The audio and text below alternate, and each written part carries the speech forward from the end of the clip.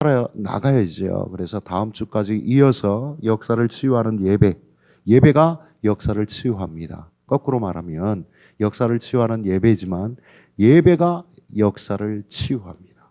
우리 교회를 치유합니다. 우리 가정을 치유합니다. 예배가 우리 개인을 치유합니다. 믿으시길 바랍니다. 제2차 세계대전이 발발하였습니다. 그때 영국 국민들은요, 극도의 혼란, 절망 속에서 너무 혼돈을 겪게 되어졌어요.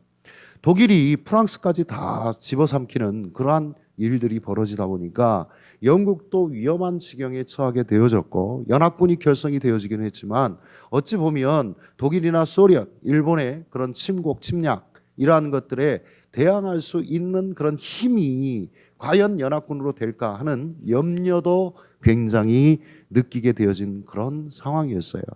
영국은 그나마 다행스러웠던 것은요, 그들에게 믿을 수 있는 신뢰할 만한 지도자가 두 명이 있었다는 겁니다. 하나는 여러분들이 역사적으로 탁월한 정치가로 유명한 바로 윈스턴 처칠이라고 하는 사람이었지요. 또 한 사람이 있었어요.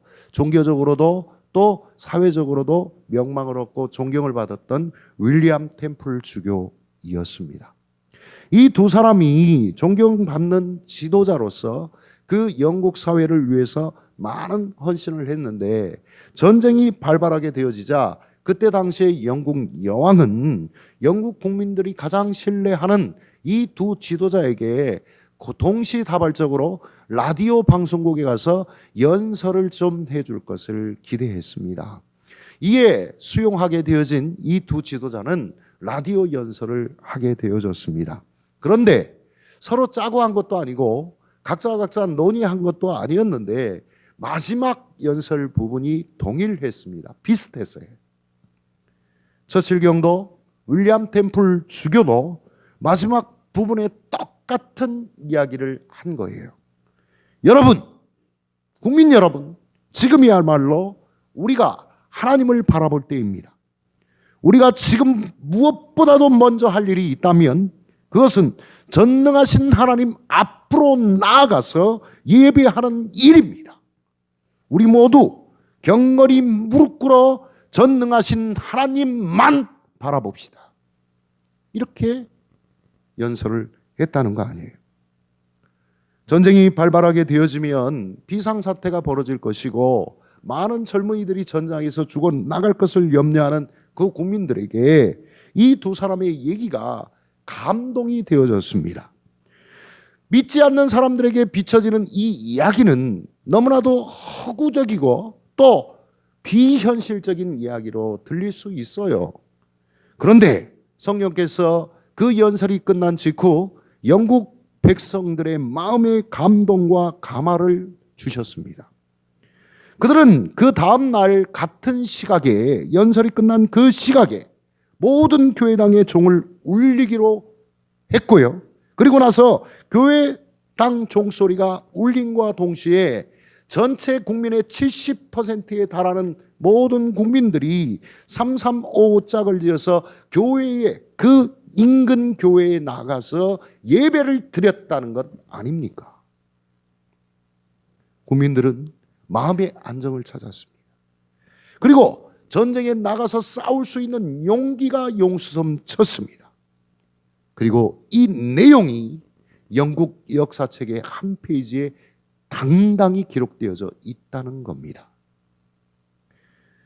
오늘 모세와 아론, 하나님이 선택하신 이 두 지도자는요, 자기 백성을 애굽 땅으로부터 이끌어내기 위해서 출애굽의 미션을 수행하기 위해 마침내 이집트에 당도했고 이집트의 통치자인 바로를 만나게 됩니다. 그리고는 입을 열어서 민족을 위한 요청을 말합니다. 오늘 본문 1절을 보면 그 메시지는 우리가 기대했던 메시지가 전혀 아닙니다. 여러분, 이제 조금 왕이시여, 지금까지 우리 민족을 수탈하고 이제까지 빼먹은 거 다 빼먹었으니까 이제는 노예 상태에서 벗어나고 자유를 주십시오 라고 하는 정치적인 메시지를 이야기한 것이 아니에요. 1절을 봅시다. 흥미로운 이야기가 담겨 있어요. 함께 읽습니다. 그 후에 모세와 아론이 바로에게 가서 이르되 이스라엘 하나님 여호와의 절 보내라. 그러면 그들이 광야에서 내 앞에 절기를 지킬 것이니라 하셨나이다. 내 백성을 보내주소서. 그러면 애굽 땅을 떠나겠습니다 라고 말한 것이 아니라 그러면 광야에 가서 절기를 지키겠다라고 말하고 있습니다. 막연히 절기를 지키겠다, 그들의 명절을 지키겠다 이런 말을 한 게 아니에요. 여호와께 희생 제물을 드리는 제사를 드리겠다는 말이에요. 3절을 한번 볼까요? 3절 말씀을 한번 볼게요. 읽습니다. 그들이 이르되 히브리인의 하나님이 우리에게 나타나셨은즉 우리가 광야로 사흘 길쯤 가서 우리 하나님 여호와께 제사를 드리려 하오니 가도록 허락하소서. 여호와께서 전염병이나 칼로 우리를 치실까 두려워하나이다. 제사라는 말을 영어로 그대로 옮기면 sacrifice 이렇게 말을 합니다. 이 단어에게 담겨져 있는 뜻은 하나님께 제물을 드리는 예배를 드림 이런 뜻을 담고 있습니다. 희생이라는 뜻을 더 많이 내포하고 있지요. 이 말은 곧 무슨 말이냐면 하나님께 우리가 희생의 제사를 드리겠습니다. 하나님께 예물을 올려드리고 제물을 드리는 예배를 드리겠습니다. 이렇게 이야기를 한 거예요. 자, 이 모세와 아론이 이야기한 건 우리 백성을 보내셔서 우리가 광야에 가서 우리 전능하신 여호와께 예배 드리러 가야 되겠습니다. 이런 내용이에요. 자유를 주세요. 우리로 정치적으로 놓아주세요. 탄압에서 벗어나게 해주세요. 이런 내용을 이야기한 게 아니에요.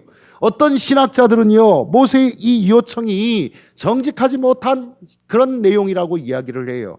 마음속으로는 그랬을 거라는 거예요. 바로 앞에서 정말로 하고 싶은 말은 마음속에 숨기고 정치적인 노예 상태에서 벗어나는 것을 목적으로 얘기한 것이었다.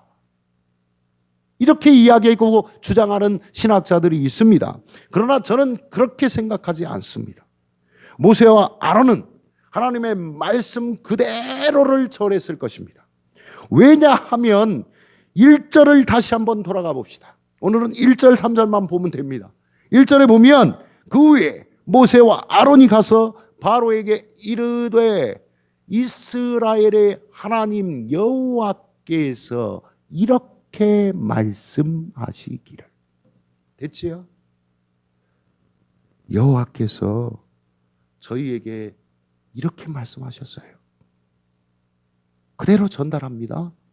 내 말을 하는 게 아닙니다. 하나님이 나에게 주신 말씀을 바로 당신에게 전달하는 거예요. 내 백성을 보내라. 그 다음도 하나님께서 말씀하시네요. 내 백성을 보내라.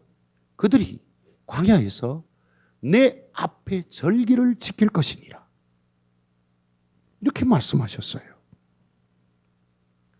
광야로 나가서 우리 하나님을 예배할 수 있도록 우리를 보내라고 하나님께서 말씀하십니다. 이것은 단순히 정치적인 요구 조건이 아니라고요.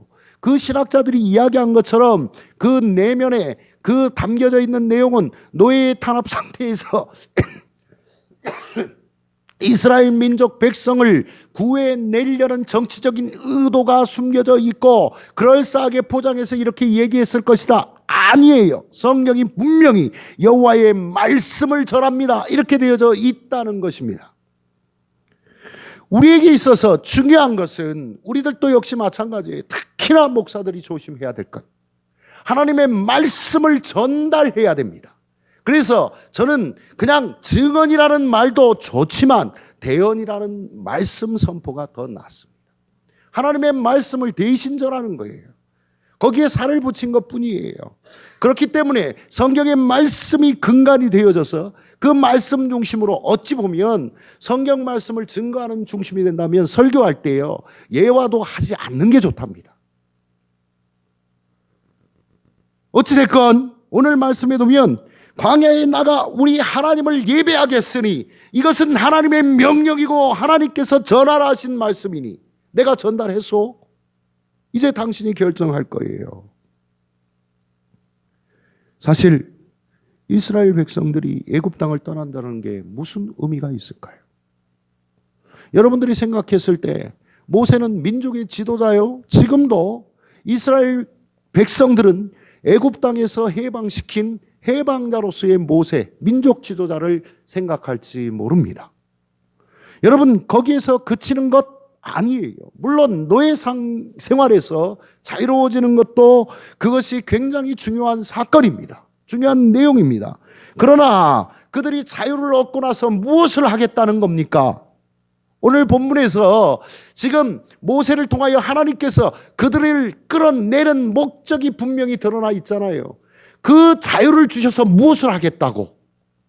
흥청망청 놀으라고? 아니면 막강한 부강한 국가를 건설을 해서 다른 나라를 침공하여 제국을 형성하라고? 아니에요. 이것보다도 더 훨씬 중요한 목적이 있습니다. 여러분, 우리들이 살아가는 상황 속에서 공경과 역경이 처해지게 되어지면 그것에서 빠져나오는 일에 열중하고 혈안이 되어져 갑니다. 그러나 무엇을 어떻게 해야 될지 궁극적인 대안, 그리고 삶에 대한 비전을 갖지 못할 때가 많다 보니까 그런 경우에 고통에서 헤어나온다 할지라도 인생에 대한 삶의 방향을 정하지를 못하고 올바른 해답을 정하지 못할 때가 대부분입니다. 이 한순간 모면했다. 거기에서 그치는 것이에요. 그 다음은 어떻게 하겠다는 건지. 다음에 또 그와 같은 어려움이 오면 어떻게 하겠다는 거예요. 여러분, 오늘 이 사실을 통해서 우리가 깊이 깨달아야 될 일이 있어요. 이스라엘 백성들이 자유를 얻으면 어떻게 할 거냔 말이에요. 거기서 끝나면 그 다음은 어떻게 되냔 말입니다. 여러분, 고통에서 헤어나와도 인생에 대한 분명한 해답이 될 수 없다는 것을 우리는 발견하게 됩니다. 자, 오늘 여기서 중요한 것은 하나님이 이스라엘 백성들을 출애굽시키고자 하는 궁극적인 목적은 그들을 노예 생활에서 자유케 하는 것 맞아요. 근데 그것보다도 더 중요한 것은 그들이 그 조상되어졌던 아브라함, 이삭, 야곱, 요셉과 같은 그들의 조상들이 영광의 하나님을 찬양하고 예배하고 제사드렸던 그때를 기억하고 그들도 역시 하나님을 예배하는 백성이 되도록 하는 것입니다. 이게 하나님의 분명한 목적이자 뜻이에요. 오늘 또 여러분들을 통해서 바라고 원하시는 것은요, 하나님을 예배하라는 겁니다. 하나님이 여러분을 창조하신 목적은요, 진정한 목적은 이 땅 위에서 명성을 누려라, 권세를 누려라, 부자가 되어라, 여러분들의 삶에 착각하시면 안 된다고요. 하나님께서 그것은 다 부수적으로 주시는 거라고 늘 말씀드리잖아요. 예배를 통하여서 하나님께 영광을 돌리고 여호와 하나님을 즐거워하는 사람들, 여호와 하나님의 말씀을 통해 내가 기뻐할 수 있고 그 일이라면 어떠한 상황, 어렵고 힘들고 고난이 닥쳐와도 그 상황 속에 거할 수 있는 사람들, 그것이 여호와의 기쁨이라면, 저는 여기서 모세와 아론이 바로에게 요청한 것은 보다 궁극적인 이스라엘 백성들의 미래를 이야기하는 거라고 봅니다. 그리고 그가 전하는 것은요, 하나님께 받은 그대로를 전한 거예요. 우리들도 하나님께 받은 그대로를 전해야 돼요. 내 생각을 전하는 게 아니에요. 하나님의 말씀을 증거해야 돼요. 우리 교회도 하나님이 원하시는 것이 무엇인가를 분명히 깨달아서 그 일을 행하고 나가는 교회가 돼야 돼요. 여러분들에게 나누어 드렸던, 여러분 카톡방에 들어가 보셨는지 모르겠습니다. CBS 방송에 나왔던 거예요. 오카는 목사님의 이야기를, 정말 오카는 목사님이 그것을 원했을까? 그 내용이에요. 한번 가서 들어보세요. 그 이야기를 다른 어떤 밴드에서 듣고 제가 깜짝 놀랐어요. 정말 그 목사님, 제가 직접 제자 훈련 받았거든요. 그 목사님한테. 제가 제일 좋아하는 목사님. 돌아가셨지만 그분이 이 세상에 가장 행복했던 때 그 내용 중에 7, 8명 모여가지고 개척하면서 처음으로 제자 훈련에서 그들이 제자 되어지는 모습을 보았을 때예요. 그게 무슨 얘기입니까? 오카놈의 제자? 아니에요. 하나님의 제자. 말씀의 제자. 하나님의 지상 명령의 제자. 오늘 우리 지금 17분 앉아 계세요. 저까지 포함해서. 우리가 무엇을 목적으로 살아야 됩니까? 우리 교회가 부흥되어져서 다른 사람들에게 다음 교회 다음이 내가 정말 좋다. 교회를 막 크게 지어서 아름답게 보여지지. 야, 우리가 건축 대상 탔어. 요새는 그런 것들도 막 상 주더라고. 교회 잘 지어놓으면. 그게 아니잖아요. 오늘 하나님께서 이 백성을 자유케 하실 겁니다. 이제 바로에게 갈게요. 하나님 그러면 가서 뭐라고 제가 말할까요? 모세는 이렇게 물은 거예요. 오늘 여러분들과 저에게 오늘 또 하나님께 기도하면서 우리가 물어야 돼요. 하나님, 제가 지금 세상으로 나아갑니다. 우리 교회를 개척했습니다. 또 하나님, 우리들이 이 공동체 안에 한 몸 되어졌습니다. 하나님, 이제 우리가 무엇을 해야 될까요? 물어야죠. 가서 바로에게 여호와의 백성을 데리고 광야에 나가 전능하신 여호와를 예배하겠다고 선언해라. 이게 하나님의 말씀입니다. 그들은 이 메시지를 바로에게 그대로 전한 것뿐입니다. 애굽 땅을 떠나가는 출애굽 역사의 서두에 예배를 요청했던 모세와 아론은 살아계신 하나님을 예배하는 것만이 민족과 역사의 운명을 바꿀 수 있다는 것을 알았어요. 우리 교회가 두려움 없이 왜 인간적으로 왜 두려움이 없겠습니까? 지금 왜 또 마음속에 갈등과 의심이 없겠습니까? 그러나 우리가 진정으로 이 자리에 나와서 하나님을 예배하고 있다면 우리의 삶은 두려움과 공포 그리고 의심과 불안이 사라질 줄로 믿습니다. 참된 예배는요, 우리를 죄와 어둠에서 자유케 할 뿐만 아니라 나아가서 살아계신 하나님을 예배하는 놀라운 능력이 나타나는 것까지. 참된 예배란요, 우리가 그저 왔다 갔다 하면서 내가 무슨 교회에 무슨 의무이란 것이 아니라 진정으로 하나님을 만나서 하나님과 함께 기뻐하는 자리가 되어져서 내 삶이 그냥 자연스럽게 하나님과 함께, 비록 가난할지라도, 비록 건강치 못해도, 비록 내가 정말 누구 하나 알아주지 않는 무지렁이와 같은 존재라 할지라도 하나님이 나를 알아주시니 기뻐하며 그 길을 걸어가는 것뿐이에요. 출애굽의 서두에 지금 모세와 아론이 예배의 특권을 요청한 거예요. 우리만이 하나님을 예배할 수 있습니다. 여러분만이, 저만이 하나님을 오늘 예배하는 겁니다.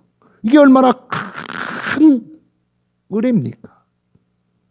단순히 자유 주세요, 이게 아니라 우리 백성들이 예배할 수 있게 해주세요. 이것을 요구한 거예요. 그렇습니다. 살아있는 예배는 역사를 바꿉니다. 역사를 치료합니다. 그리고 어떤 예배가 살아있는 예배일까를 고민할 때 우리들의 삶 속에 더욱더 크고 놀라운 역사가 일어날 줄로 믿습니다. 오늘 5장을 통하여서 우리가 모세와 아론을 통해서 하나님께서 요청하신 그 예배의 중요성이 무엇인가를 발견해야만 됩니다. 우리가 먼저 보아야 될 게 있어요. 성별된 예배가 중요합니다. 모세와 아론이 그 백성을 어디로 보내어 예배하게 달라고 요청합니까? 네? 광야예요, 광야. 계속 반복되어요. 3절에서 보면 그들이 이르되 이브리네 하나님이 우리에게 나타나셨으니 우리가 광야로 사흘쯤 가서 이렇게 기록되어 있어요. 광야로 나가는 거예요, 광야로. 여러분, 예배를 드리기에 가장 적합한 자리가 있다면 광야입니다. 여러분, 성지순례를 해보셨습니까? 저는 한 10년 전쯤 성지를 다녀왔습니다. 그때 이집트에 난동이 벌어져가지고 이집트는 들어가지 못하고 대신 요르단 땅, 이스라엘 땅을 좀 더 많이 본 것 같아요. 시내산 쪽만 못 보고.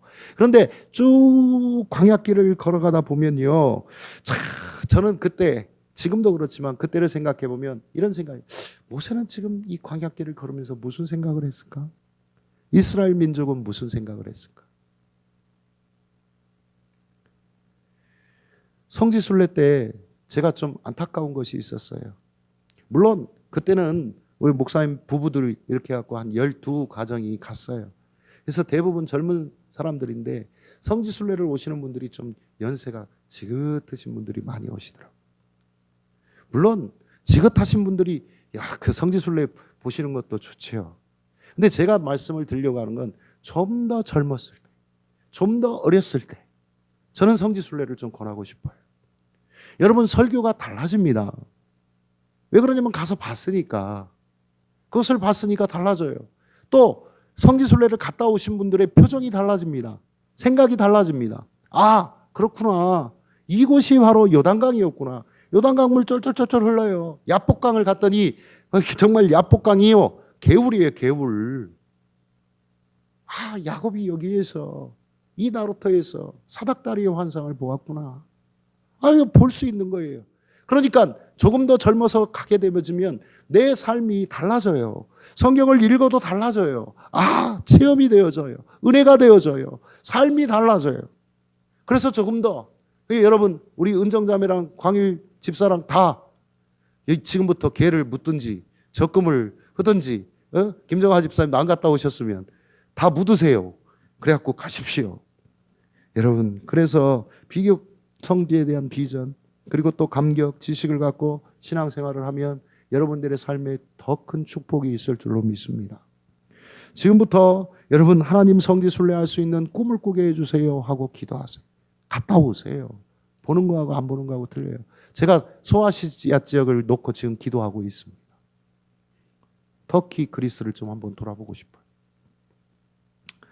여러분, 그 당시 애굽 문명은 완전히 그 일대에서 가장 발달했어요. 가장 현란했어요. 문명의 한복판에 있었어요. 세속의 한복판에 그 자리에 있었어요. 하나님을 예배하기에 좋은 장소 이 1, 2는 없잖아요. 적막한 광야, 그냥 정말 아무것도 없는 거칠은 흙들만, 바람만 부는 허벌판.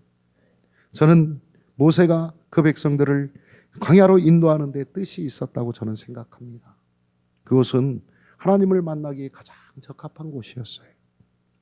세속의 때를 다 벗어버리고 전능하신 하나님께 집중하면서 하나님의 임재를 체험하기에 가장 합당한 장소였을 거라고 믿고 싶습니다.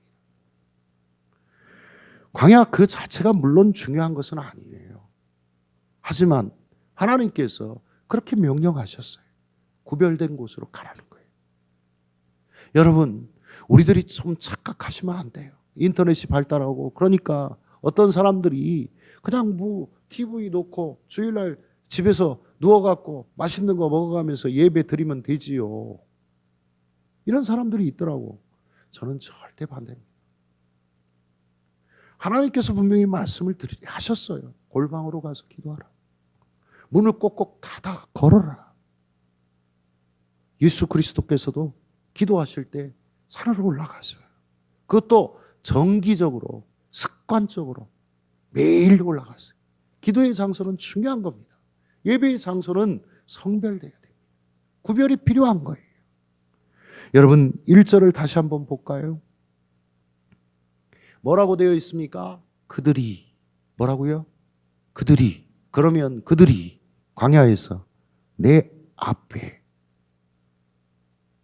오늘 광야로 나가라는 것은 무슨 뜻입니까? 예배를 드리는데 하나님 앞에 서라는 거예요.